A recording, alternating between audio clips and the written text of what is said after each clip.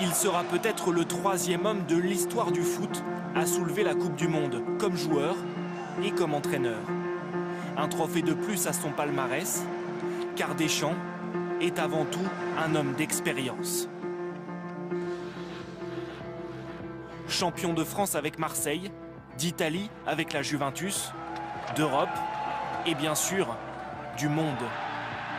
Une liste de titres qui force le respect notamment de ces joueurs qui ne souhaitent aujourd'hui qu'une chose, imiter leur sélectionneur. Mais Didier Deschamps est aussi connu pour son caractère. Aussi démonstratif dans le vestiaire que discret à l'extérieur. Le sélectionneur tricolore ne se livre jamais, surtout pas à la presse. Quand est-ce qu'on peut espérer avoir un entretien avec vous? L'espoir fait vivre. J'aime pas parler de moi. De lui, on connaît surtout une facette, sa culture de la gagne.